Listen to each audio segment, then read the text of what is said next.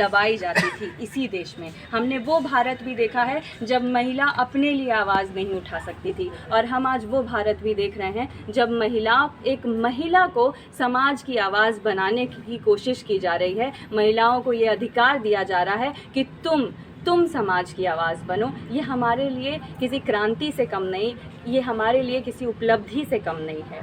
मैं बात कर रही हूँ अब उसी विषय पर आ रही हूँ जिस विषय से मैंने बात शुरू की थी, और वो विषय है राजनीति में, भारत की राजनीति में महिलाओं की भागीदारी।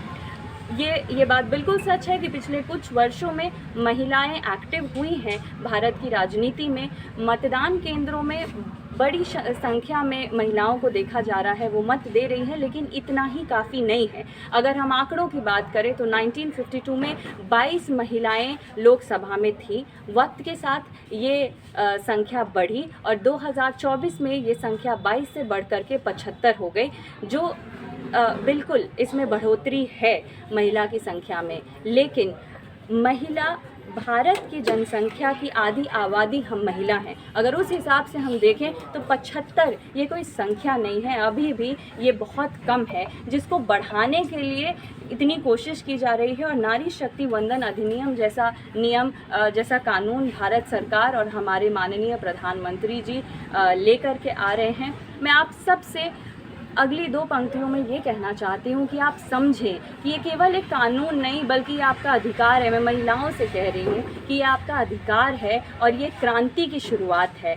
अगर आज संसद, जो कि खुद पुरुष प्रधान है, अगर वो चाहते हैं कि 75 से बढ़ कर के महिलाओं की संख्या ज़्यादा हो, महिलाएं ज़्यादा से ज़्यादा आ सके लोकसभा में, विधानसभा में, राजनीति में, तो इसका मतलब है कि वो पुरुष भी मानते हैं कि विकसित भारत में हम सब की भागीदारी बहुत महत्वपूर्ण है। और कहीं ना कहीं भारत के थिंक टैंक, जो कि नरेंद्र मोदी जी हमारे माननीय प्रधानमंत्री नरेंद्र मोदी जी हैं, वो भी कहीं ना कहीं उनके मन में ये भावना है, उनके भीतर ये भावना है कि जब तक महिलाएं पूरी तरीके से बड़ी संख्या में भारत की राजनीति में भागीदार नहीं बनेंगी, तब तक जिस विकसित भारत का हम सपना देख रहे हैं, हमें वो विकसित भारत नहीं मिलेगा। इसलिए ये कानून लाया जा रहा है। और साथ ही मैं एक और बात बता दूं कि कुछ लोगों को ये भी लग रहा होगा कि हमें बेनिफिट दिया जा रहा है, हम महिलाओं को आरक्षण दिया जा रहा है। तो मैं ये कहना चाहती हूँ कि ये बेनिफिट नहीं है,